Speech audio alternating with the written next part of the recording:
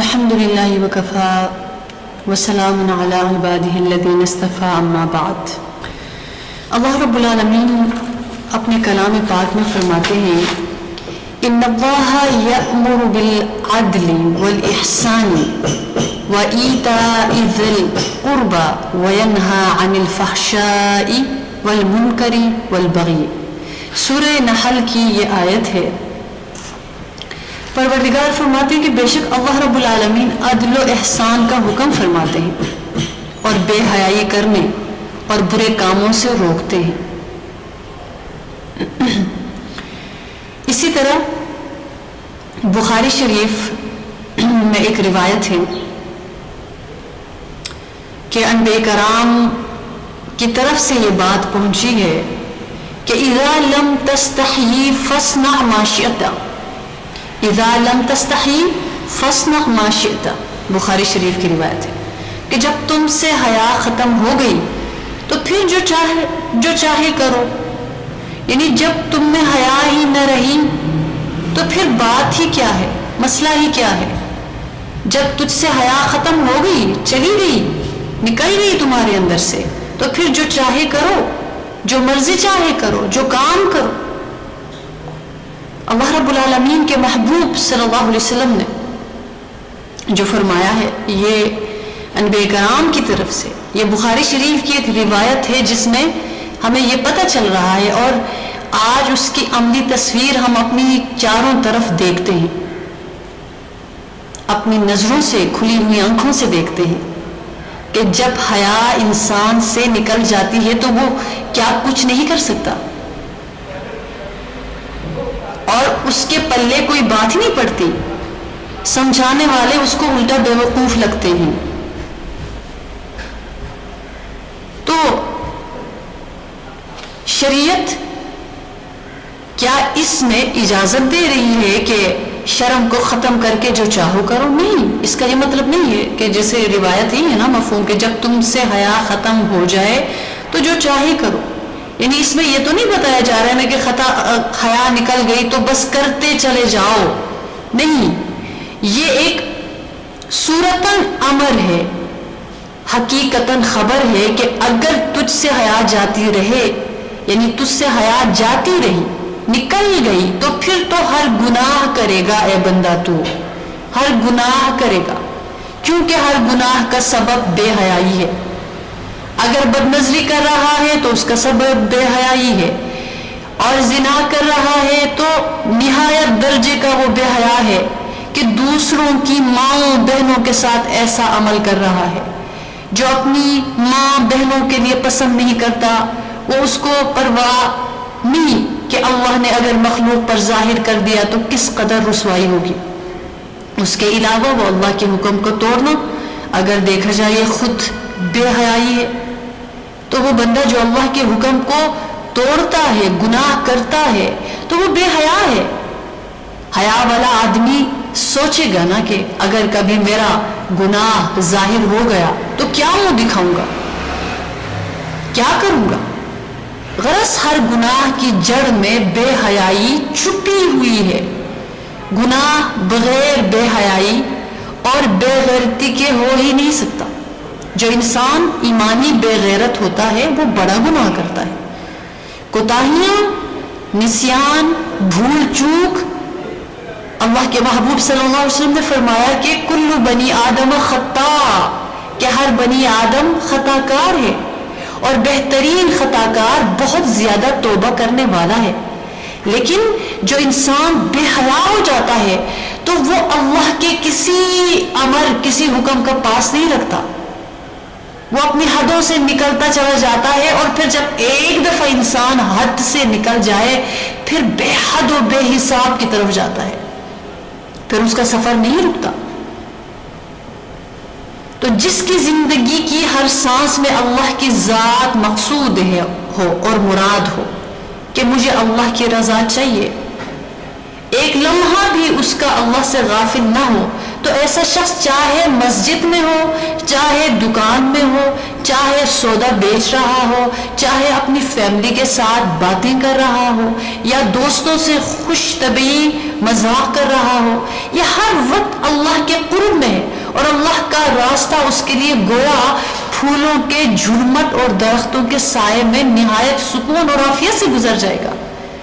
کیونکہ یہ سب کرنا لمٹ کے اندر رہ کر عبادت بھی ہے. اپنے گھر والوں کو وقت دینا، ان سے اچھی باتیں کرنا، ان کو تسلی دینا، ان کے مسائل سننا، اپنے دوستوں کو خوش رکھنا کہ ان کی مجلسوں میں بیٹھ کر کبھی ایسا مزاح بھی کرنا کہ جس میں کوئی گناہ نہ ہو، جس میں کسی کی دل شکنی نہ ہو، کیونکہ اس کو پتا ہے کہ اس سب کا مقصود پروردگار ہے. تو یہ سب باتیں اس کو منزل تک پہنچ جائیں گی. اسی لیے اللہ تعالیٰ فرماتے ہیں کہ انہ لکم عدو مبین، کہ شیطان تو تمہارا کھلا دشمن ہے. اور نفس اور شیطان دونوں بھی اس آیت سے مراد لے سکتے ہیں، لیکن شیطان اتنا بڑا دشمن ہے کیونکہ شیطان میں حسد ہے. انسان کے لیے ہم سے حسد رکھتا ہے. اس لیے پروردگار عالم سے دعا ہے کہ اللہ پاک اس دشمن کے خلاف ہماری مدد فرمائے،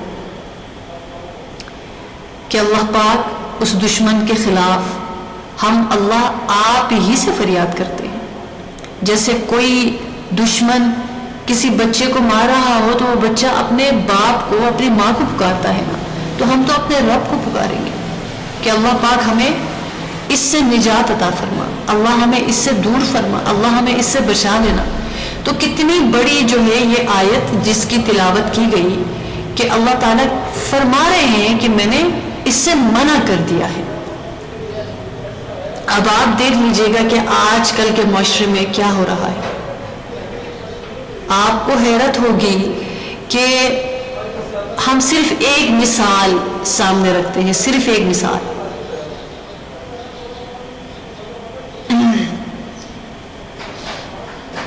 ایک چھوٹی سی مثال ہے، وہ آج کل یوٹیوبرز، ٹک ٹاکرز، کہ میں پتہ نہیں کس سے بات کر رہی تھی کہ ایسے ہم بیٹھے ہوئے تھے تو آپس میں بات کر کے مجھے خیال آ رہا تھا کہ دیکھو کبھی انسان ہمت کر سکتا ہے کہ جیسے ہم جس پوزیشن میں بیٹھے ہیں، جس طرح اپنے ایک روٹین میں بیٹھے ہوئے ہیں، اپنی باتیں کر رہے ہیں، تو کبھی ہمت ہو سکتی ہے کہ 3 لوگوں کو بھی ہم اس کو دکھائیں کہ لوگ ہمیں دیکھیں، دیکھو ہم بیڈ روم کے اندر ہیں، دیکھو ہم کچن میں ہیں، دیکھو میرا میاں سے جھگڑا ہو رہا ہے، دیکھو میری میاں سو رہا ہے، دیکھو وہ اٹھ کر واش روم چلا گیا ہے، دیکھو میں فیس واش کر رہی ہوں، دیکھو یہ میرا ڈریس ہے، دیکھو میں نے چینج بھی کر لیا ہے، دیکھو یہ میں ابھی شاور لے کر آ رہی ہوں، اب مجھے دیکھو اوپر سے نیچے میں کیسے لگ رہی ہوں. ایسے لگ رہا ہے کہ بولی لگی ہوئی ہے. مطلب ایک بے حیائی کیسے لے کر آنی ہے، حیا کے پرخچے کیسے اڑانے ہیں. یعنی جیسے در پہ سوار ہوتا نا بندہ، یہ لوگ ہو گئے ہیں، جری ہو گئے ہیں. اور یہ حدیث پاک فٹ آتی ہیں ان تمام پر.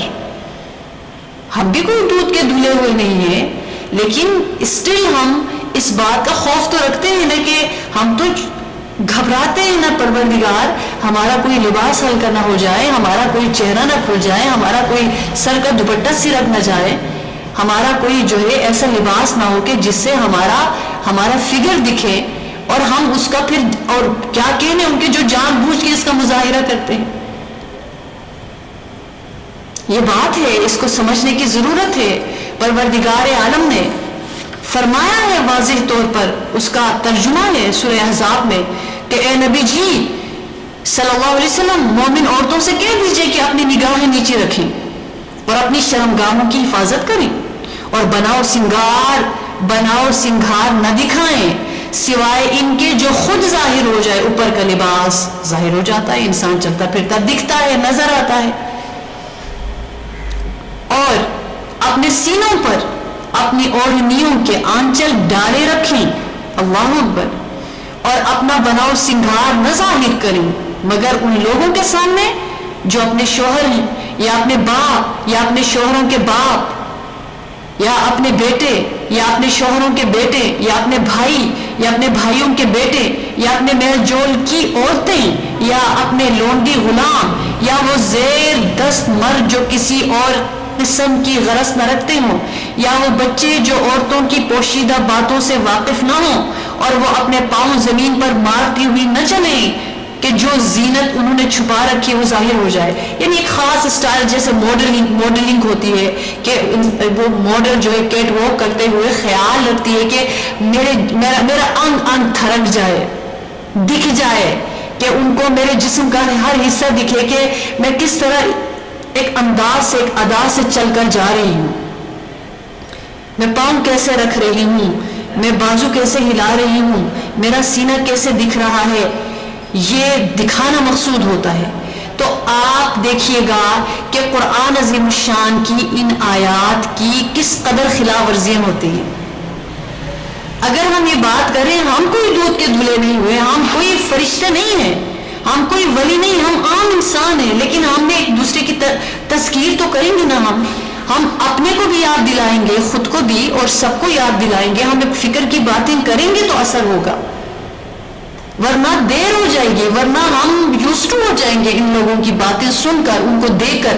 ہماری آنکھوں میں ایک حیا ہوتی ہے، ہمارے کانوں میں سماعت میں ایک حیا ہوتی ہے، ہماری زبان میں ایک حیا، ایک چادر ہوتی ہے، ایک شیلڈ ہوتی ہے. بس اس کے اتارنے کو حیا کہتے ہیں. وہ حیا ہے، وہ چیز کسی کو دکھتی نہیں ہے، وہ مضبوط دیوار سے بھی مضبوط ہے، سیسا پلائی دیوار کی طرح ہے. وہ چاہے ہجوم میں ہے اور چاہے شراب خانے میں ہے، چاہے کسی نائٹ کلب میں ہے، چاہے کسی جنگل میں ہے، چاہے تاریک رات کے کسی اندھیرے کمرے میں کوئی ہو، یہ حیا اس کو بچاتی ہے. اگر یہ چیز نکل جائے وہ ہر جگہ بے حیائی کر سکتا ہے. تو آج کل جو ہو رہا ہے، کیا اس آیت کی خلاف ورزی نہیں ہوتی؟ کھلم کھلا ہو رہی ہے. یعنی انہوں نے ٹھان لیا کہ اچھا اگر میں دکھوں، میں اگر فیملی ولاگنگ کروں، اگر میں خود دکھوں تو مجھے منتھلی 10,000 ملے گا، 20,000 ملیں گے، میرے ویوز 20,000 تک ہوں گے. اگر میں نے اپنی ماں کو دکھایا تو ہو سکتا ہے کہ تھوڑا سا اوپر ہو جائے، کوئی اس میں بھی چٹپٹی باتیں دکھائی. اگر اس میں لا کے میں نے اپنی بیوی کو دکھایا تو یہ ڈبل ہو سکتا ہے. اور اس میں لا کے میں نے اپنی جوان بیٹی کو دکھایا اور بغیر پردے کے، بغیر ہلکے پھلکے لباس میں دکھایا، اس کی اداؤں کو دکھایا، یہ میرے گمان سے بھی زیادہ مجھے ڈالرز آئیں گے. تو ایک مقصد ان کا ڈالرز کمانا ہے. تو پھر بعض لوگ کہتے ہیں کہ جی دیکھو نا ان کا رزق کا سلسلہ چل رہا ہے تو اس لیے وہ کر رہے ہیں، ورنہ کتنی بے روزگاری ہے. تو دیکھیے ایسے بھی تو سفید پوش لوگ ہیں نا، بے شمار ایسے ہیں جو بھوکے رہ رہے ہیں، لیکن یہ حیا ہی ہے جس کی وجہ سے وہ بے باک ہے اور یہ باکردار ہے. ان کو بھی پتا ہے کہ ہم بھی یہ کریں گے تو ڈالرز آئیں گے، لیکن ان کو کیا چیز آخر روک رہی ہے؟ سبحان اللہ، کوئی تو چیز ہے نا پیچھے. ان کا ایمان اتنا بنا ہوا ہے، ان کے اندر حیا اتنی گہری ہے کہ ان تمام باتوں کے باوجود وہ اپنے آپ کو لوگوں کے آگے نہیں ڈال رہے. ان کو پتا ہے کہ میری سفید پوشی ہی بنی، لیکن میں نے اپنا آپ دوسروں کے لیے تماشے کا ذریعہ نہیں بنانا. اور جو بنا چکے ہیں ان کو ہماری باتیں سمجھ نہیں آئیں گی اور وہ ہمارے ہیرو ہیں. اور ہمارے لوگ ایسے ان سے آٹوگراف لینے کے لیے ان کے پیچھے دوڑتے ہیں اور ان سے کے ساتھ سیلفی بنانے کے لیے یوں ایسا لگتا ہے کہ بادشاہ اور رعایا والا حال ہے. ان کو سر پہ چڑھایا ہے، ان کو کچھ سمجھنا شروع کیا اور وہ ہر حد کو پار کر رہے ہیں.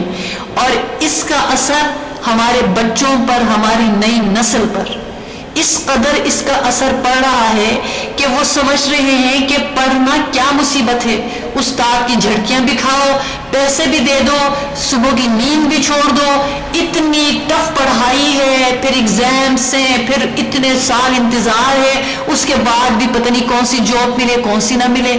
اور محنت کیوں کریں جبکہ گھر کے بلکہ بیڈ روم میں بیٹھے تھوڑا لباس ہلکا کریں، تھوڑا چٹپٹی باتیں کریں، مسالہ دار چیزیں ڈال دیں تو مجھے تو بیٹھے بٹھائے جو ہے میری اس مشقت سے کئی گنا بڑھ کر پیسے آ جائیں گے اور گھر میں بیٹھ کر آ جائیں گے.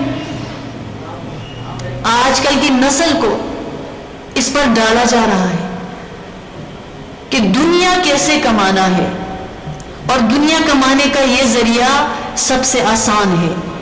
تو آج دیکھیے کہ ہمارے ہیرو کون ہے، اور اللہ کے محبوب صلی اللہ علیہ وسلم نے فرمایا تھا کہ جو بکریوں کے چرواہے ہیں وہ بڑی بڑی عمارتیں بنائیں گے، اور آج وہ بات حق ثابت ہو رہی ہے۔ آج اگر جس بندے کو گھر میں 2 لوگ نہیں سنتے وہ سب کا ہیرو بنا پھرتا ہے، اور وہ اس کے اندر کچھ نکل نہیں رہا نا کہ وہ ہیرو کس بنا پہ ہے۔ اگر اس کو کسی جگہ اس کو اسپیچ کے لیے بلائیں گے، اس کو ایز اے چیف گیسٹ بلائیں گے، وہ کیا بولے گا؟ وہ گالیاں دے کے، گالیاں وہ چٹپٹی باتیں کر کے اپنی فیملی کو دکھا کہ وہ ہیرو بن گیا ہے۔ تو آج کل یہ ہے قرب قیامت کی علامات میں سے بہت بڑی علامت کے جو ایسے لوگ ہوں گے ان کی عزت ہوگی، جو عزت دار حقیقت میں ہوں گے ان کو ذلیل کیا جائے گا۔ وہ اگر بولیں گے کہیں گے کہ بس تو ہی نیک نکلتا ہے، تو ہی بس نیک ہے، تو ہی جنتی ہے، کیا تیرے پاس گارنٹی ہے کہ تو جنت میں جائے گا؟ یعنی لوگ آگے سے ایسی ایسی باتیں کرتے ہیں، کہتے ہیں میری زندگی میری مرضی ہے، میں جو پہنوں میں جو کھاؤں، تمہیں کیا مسئلہ؟ ہمیں مسئلہ ہے، ہمارے بچے دیکھتے ہیں، ہمیں مسئلہ ہے، فساد مچ رہا ہے، ہمیں مسئلہ ہے، اور وہ اپنی زندگیوں کو دکھاتے ہیں کہ دیکھو مجھے اتنے پیسے ملے، دیکھو میرے پاس یہ جمع ہو گیا، دیکھو آ جاؤ نکالتے ہیں، مجھے عیدی کتنی ملی، مجھے یہ کتنا ملا، چلو یہ، اور دیکھنے والوں میں مایوسی ڈال رہے ہوتے ہیں۔ چھوٹے چھوٹے بچے مایوس ہو جاتے ہیں۔ ابھی کبھی یونان میں کشتی ڈوبنے سے جو انلیگل طریقے سے جاتے ہیں باہر، تو اس میں سے 13 سال کا بچہ بھی تھا۔ دنیا ہے، دنیا چاہیے۔ 13 سال کے بچے کو اس کی ماں نے 20-20 لاکھ دے کر بھیجا، اور 20 لاکھ ایک ماں، یہاں تک اس ماں نے کہا کہ میرے 25 لاکھ یا 40 لاکھ دے کر اپنے بیٹے کے لیے موت خرید لی۔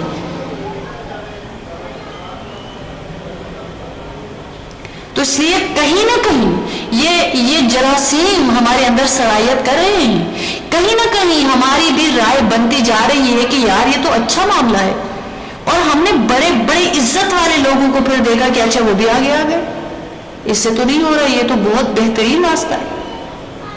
حالانکہ اس ذریعے سے کتنے بڑے بڑے کام ہو سکتے ہیں، معاشرے کی اصلاح ہو سکتی ہے، مایوسی سے نکالا جا سکتا ہے۔ اب بھی بہت سارے لوگ ہیں اتنا اچھا کام ان کا ہے، پازیٹیوٹی پھیلا رہے ہوتے ہیں۔ تو اللہ کے محبوب صلی اللہ علیہ وسلم نے فرمایا کہ اذا لم تستحی فاصنع ما شئت، یعنی یہ حدیث، یہ بخاری شریف کی روایت ہے۔ یہ نبوت کی باتوں میں سے ایک بات ہے۔ تو یہ بات آپ کسی بھی جگہ فٹ کر کے دیکھیے گا، آپ کو پتہ چلے گا کہ کس جگہ پہ خلاف ورزی یا کس جگہ پہ اس حدیث پاک کے مطابق معاملہ نہیں ہو رہا۔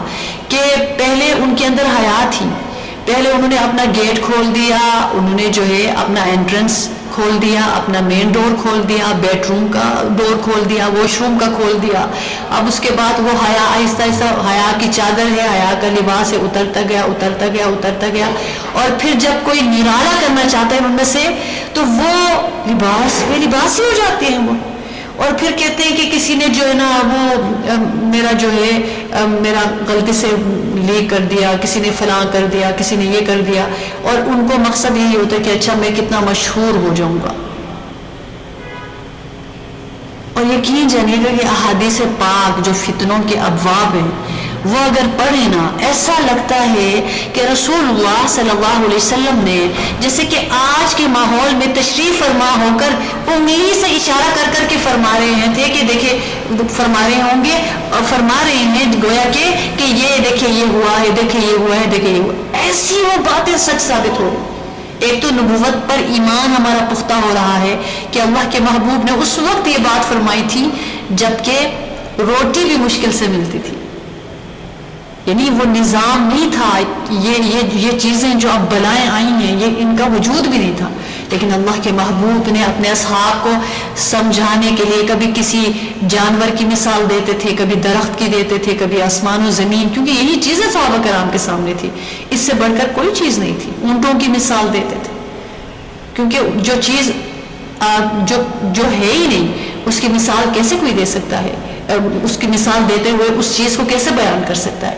جو لوگ ہیں جن کو سمجھ ہے اس کے مطابق ہم کہیں گے نا۔ جیسے ہم میڈیا کی بات کریں، آپ کو پتہ ہے اس زمانے میں میڈیا کی کیا بات ہو سکتی تھی، لیکن اللہ کے محبوب نے فرمایا ساری احادیث، ایون کہ یہ جو بڑے بڑے بورڈز لگے ہوتے ہیں باہر، میں ایک روایت میں پڑھ رہی تھی، وہاں پہ اس طرح کی بھی بات تھی کہ یہ تصویریں چلتی پھرتی نظر آئیں گی، بے حیائی، راستوں میں بے حیائی ہوگی.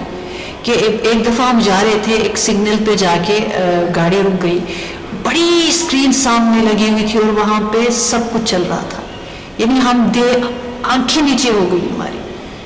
تو وہ ایک دم سے رسول اللہ صلی اللہ علیہ وسلم کی وہ حدیث پاک ایک میرے ذہن میں آئی ایک دم سے، کہ دیکھیں نبی صلی اللہ علیہ وسلم نے فرمایا کہ قرب قیامت میں یہ ہوگا کہ راستے میں زنا ہوگا اور گزرنے والا کہے گا کہ ذرا سائڈ پہ ہو جاؤ، مجھے گزرنے کا راستہ چاہیے، اور وہ منع نہیں کرے گا. یعنی اتنے ہمارے جو ہے ہمارے دل اتنے جو ہے وہ معاف ہو جائیں گے. اس لیے اگر ہم خود کے ایمان کو ٹٹولتے نہیں رہیں گے، بہت جلدی ہم بھی ایکسیپٹ کرنا شروع کریں گے. صرف یہ کافی نہیں ہے کہ ہم وہ نہیں کر رہے ہیں، یہ بھی بہت بڑی تباہی اور ہلاکت ہے کہ ہم ان چیزوں کو قبول کرتے ہیں. یعنی ایک ماں باپردہ ہے، وہ اپنی بیٹی کو یہ سب کچھ کرتے ہوئے دیکھ رہی ہے اور وہ کہہ رہی ہے کہ یہ تو میری بیٹی ہے نا، آپ کر رہی ہے، اب کیا کیا جائے، قبول کر رہی ہے، تو وہ بھی وہی کرنے والی ہے. ہاں اگر اس ماں نے سمجھایا، بہت زیادہ محنت کی، بہت دعا کی، اس کے باوجود وہ اولاد نہیں آ رہی، تو وہ ان سے ثابت ہے، کیونکہ وہ میچور بچہ ہے، وہ لڑکی جوان ہے، اس کو پتا ہے.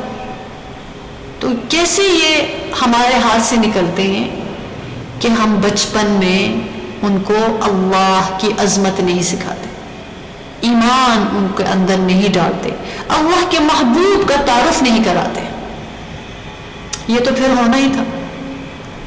جہاں یہ نہیں ہے وہاں یہ ہے، جہاں یہ ہے وہاں پہ آپ کو اس دور میں بھی آپ کو بڑے ہیرے نظر آئیں گے.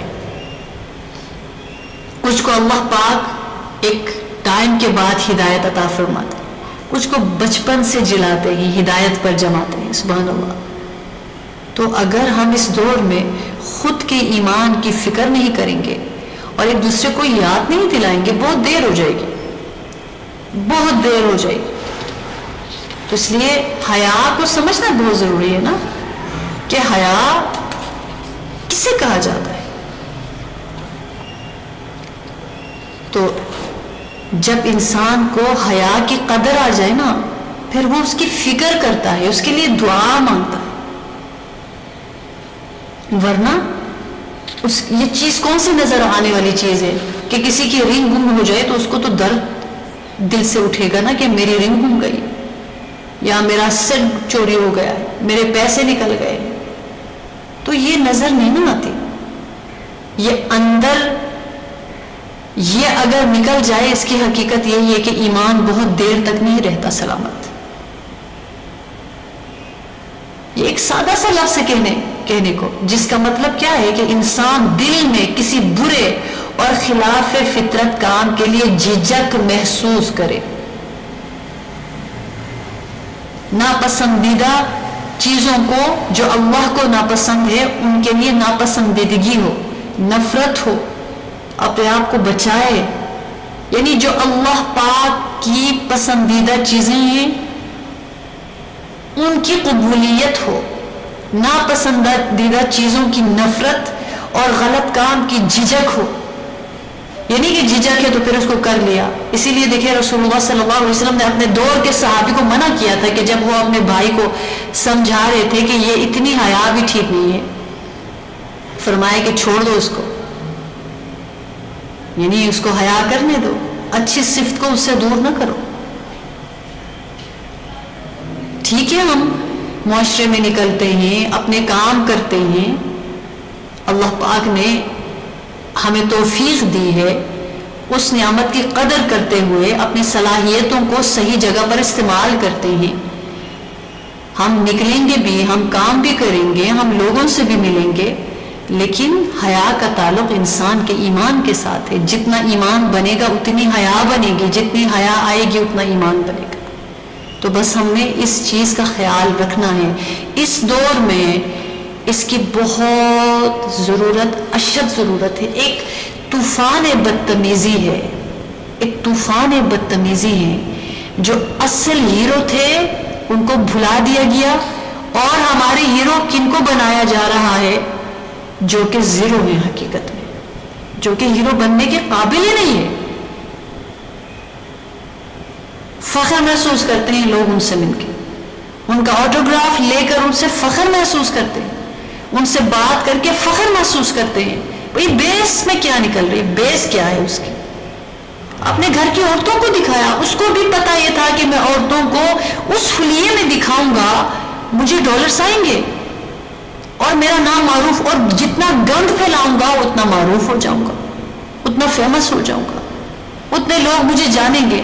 بس میرا مقصد یہ ہے کہ غلط کام ہو صحیح ہو، کہ کیا وہ جو جملہ ہوتا ہے نا، کیا ہے، بدنام ہوں گے تو کیا نام نہ ہوگا، یہ وہ والا حال ہے۔ تو یعنی بدنام تو ہونا ہے لیکن نام بھی ہو رہا ہے۔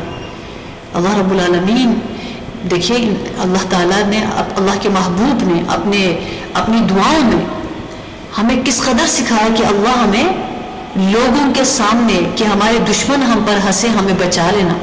اور اتنی خوبصورت ایک دعا ہے، اللہم انی اسألک الصحۃ والعفۃ والامانہ وحسن الخلق ورضا بالقدر، کہ اللہ میں آپ سے صحت اور تندرستی، پاک دامنی، امانت داری، حسن اخلاق اور تقدیر پر رضا مندی مانگتا ہوں۔ یہ دعا ہے، کتنی بڑی دعا ہے۔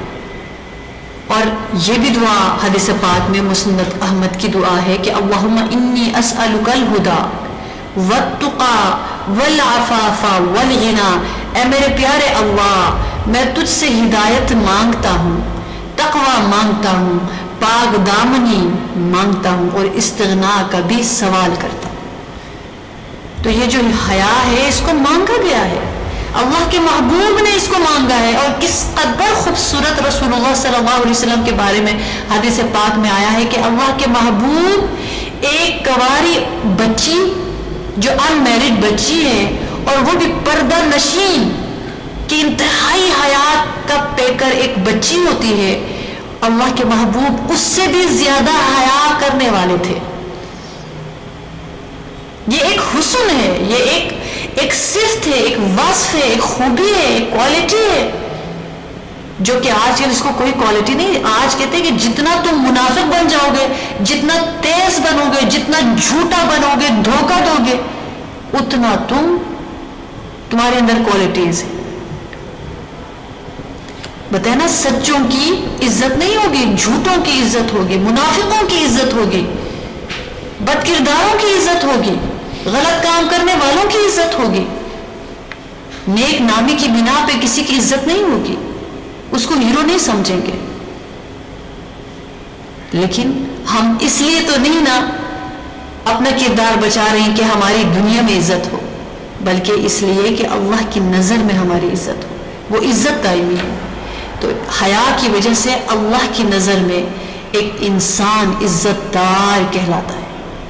اسی لیے ایسے مرد کو حدیث پاک میں دیوس کہا گیا ہے، یعنی اردو میں اس کا ترجمہ ہے بے غیرت، یعنی یہ بہت سخت لفظ ہے۔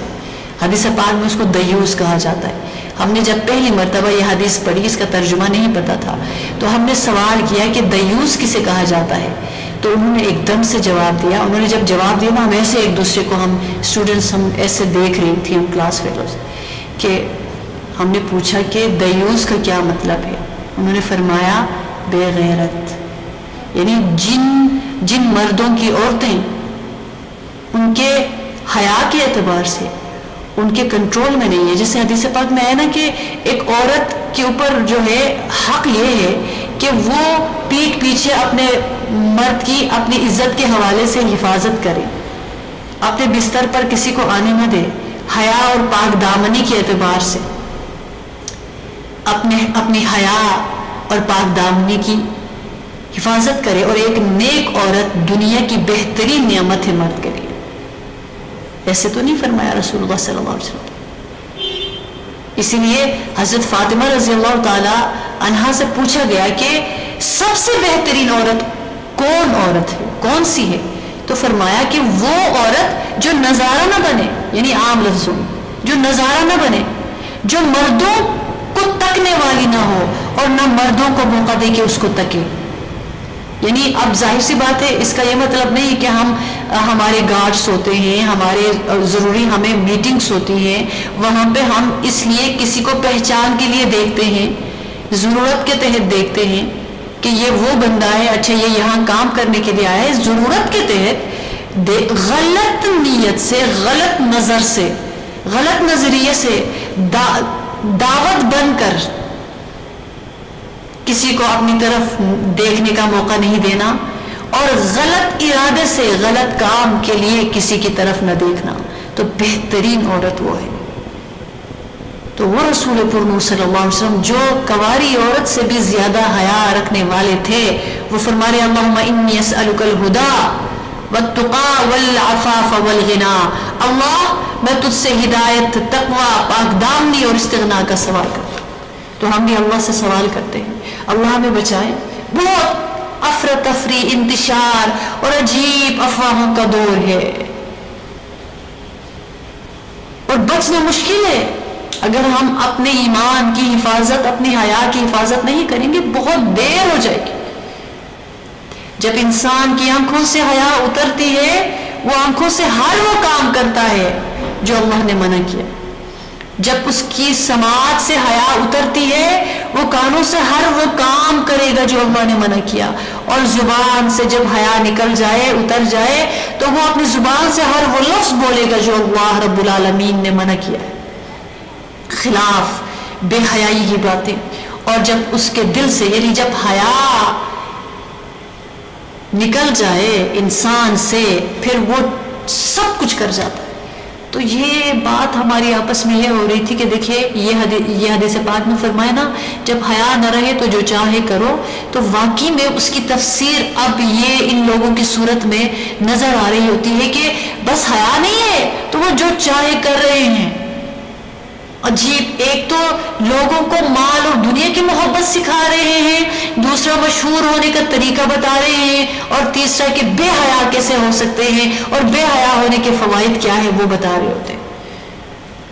اور اتنی جھٹائی کے ساتھ آگے پھر جواب دیتے ہیں اگر کوئی ان کے اوپر حق اعتراض بھی کرتا ہے, کہ بندہ پھر سر پکڑ کے بیٹھ جاتا ہے کہ واقعی میں حیا ہی نہیں ہے.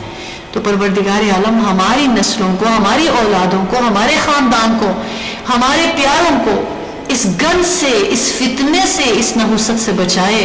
آمین. وآخر دعوانا ان الحمدللہ رب العالمین.